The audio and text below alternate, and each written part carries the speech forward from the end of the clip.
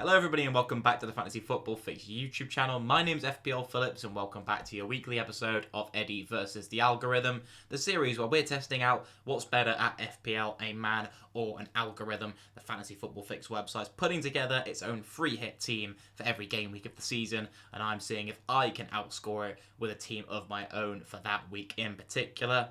In game week 22, it was myself who came out on top, largely thanks to Nyonto coming through in the latest fixture that we just had on Wednesday evening, grabbing a goal in that game against Manchester United. I didn't have a triple captainship. Obviously, we don't do chips with this series, but if I did, would have been in the 100 points, so very nice to see. But it was quite tight. Largely that Varane own goal, the algorithm had him in. Going Shaw over him did seem to pay off as well, although it did look like a pretty box standard decision.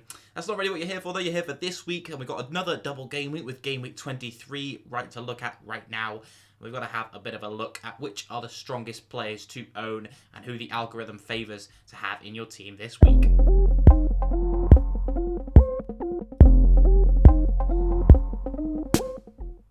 So kicking things off then, a 94 predicted points total for the algorithm this week, so not quite breaking the 100 club for the prediction, but in goal it is going to be Alisson of Liverpool. Now this is a very interesting and quite controversial take. The Everton fixture doesn't look too bad, and we've got Sean Dyche now as the Everton manager. They're not looking like, well, most Sean Dyche teams don't look particularly like they're going to score tons and tons of goals. But what would be putting me off solely alone would be just how poor Liverpool have been defensively. I think if you've watched a lot of football recently, you've seen that Liverpool have just been shipping goals left, right and centre. And so although a lot of algorithms will be calculating their clean sheet odds looking pretty good, the same goes here with the Fantasy Football Fix computer. It is a very controversial pick to go with Alisson in goal, and from the eye test, you definitely couldn't suggest Liverpool defenders right now in FPL. Whether later down the line in game week 25, when they've got a double game week and some of the key teams blank, we might be considering them.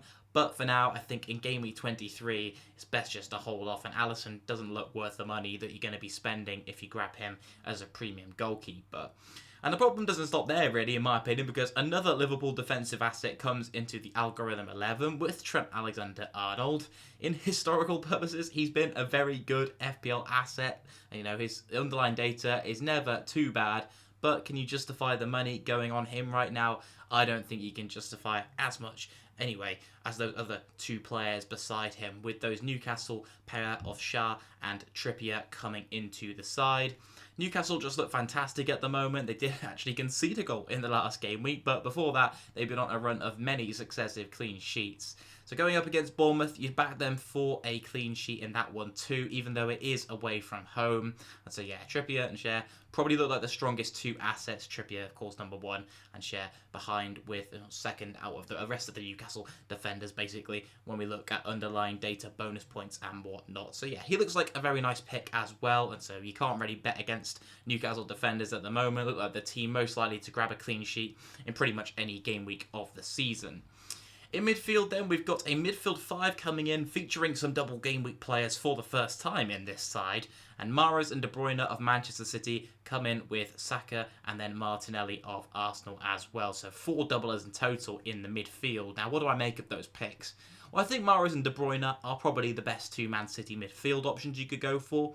The only other one I would be considering would be Jack Grealish, who we discussed in the quick guide video yesterday. If you want to go and check that out, you'll probably see it in the recommended over on the side, or you can check it out via the channel. Just visit the Fantasy Football Fix channel by clicking down below, and you should be able to find it if you're interested in that. But I still think that De Bruyne and Mahrez are the best picks to go for, and the algorithm predicted them as the highest two Man City midfielders in terms of predicted points for this game week. So yeah, I think with De Bruyne, he's had his benching now. Whether he'll be benched again for tactical purposes, I guess that could happen, but personally think he'll start both these games in this double game week. Mahrez, I think he'll start both too. Might be a little risk of an early sub that we saw in the Spurs game coming off in the 59th minute, which will have been frustrating for owners.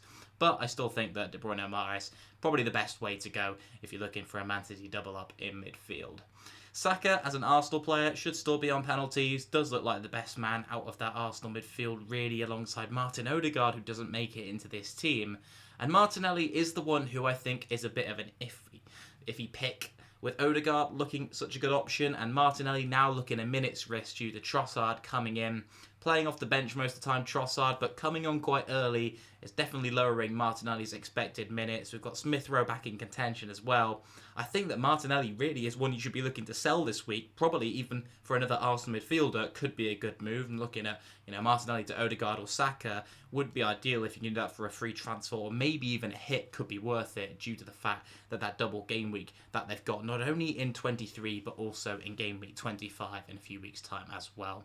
And then Marcus Rashford completes the midfield. Another game against Leeds. He managed to score in the one they've just had on Wednesday evening. Whether he can grab another game when Manchester United make the travel to Ellen Road, we will see. But you can't really bet against him with the form he is in right now. And then finally, up front, we're looking at a forward line of Erling Haaland, unsurprisingly taking the captain's armband, and then Eddie Nketiah as well. He looks decent in the short term, at least. He looks very good in the short term. Whether he can be a great long-term asset, I suppose we need to wait for some more solid info on Jesus' injury condition. But all the signs have been seeming to point towards the fact that he's going to be introduced back into the Arsenal team quite conservatively. And that seems like a sensible decision to me. And Nketiah is doing a bang-up job up front already. No need to rush Jesus back prematurely and risk bringing back something more serious for the Brazilian forward. So yeah, Nketiah looks good for game week 23, definitely. Game week 25 as well, where we've got that another double for Arsenal now, should be good for him too. So looking very strong, Eddie Nketiah, and I really like the look of that triple up of Nketiah, Saka, and then probably Odegaard over Martinelli. But the algorithms nearly got it right, shall we say. You'll see my team in just a second. And then on the bench, we've got Soufal, Bueno, and Nonto coming onto here. And Nonto already picked up a goal against Manchester United, as we mentioned. Bueno is an interesting one due to the fact that he was dropped last game week. I maybe wouldn't be going for him if you're looking for a Wolves defender, and bringing in a Wolves defender right now is a little bit risky due to the fact that we got no confirmation about their game week 28 status. I think an Everton defender could look a better bet if you can bench them this week. Someone like Tarkowski at 4.2 million could look great, which we discussed in the upcoming fixtures section of yesterday's video. But that's going to wrap up the Algorithm 11, and we're going to move on to have a bit of a look at my team now. And my predicted points total, as always, isn't as high, but it's 89, so not too far behind. And these are the changes that I can make. You can stand out straight away. The back line is all Newcastle, and I couldn't quite fit Fabian Schär in, but I've gone with Burn and Botman, who I think are probably equally good picks. We've gone with Leno in goal, Nottingham Forest at home. Forest have looked pretty good recently, but are poorer away on the road. Leno as well, if he's faced with shots and makes a few saves, he's very good in the bonus points department, so that's why I've gone with the German in goal. Gone with the midfield that I mentioned, just changing out Martinelli for Martin Odegaard, and then stuck with the same forward line with Erling Haaland and then Eddie Nketiah as well. On the bench, gone for a different Wolves defender, so I've gone with Kilman, and Tete of Fulham is going to be the last of the 5 defenders. And then Mitrovic down there, I had the money to go for a little bit of a more expensive forward, so I've just gone with him. Home to Nottingham Forest looks a pretty decent fixture, even if the Serbian isn't in the best form as of late. But yeah, 89 predicted points for me, I don't think is too shabby. Let me know what you think of the two teams down below in the comments as always. Are you Team Algorithm or Team Eddie for this game week? Who do you think is going to win? Thank you as always for all the support that's been happening on the series, and make sure to drop a thumbs up if you do enjoy the video.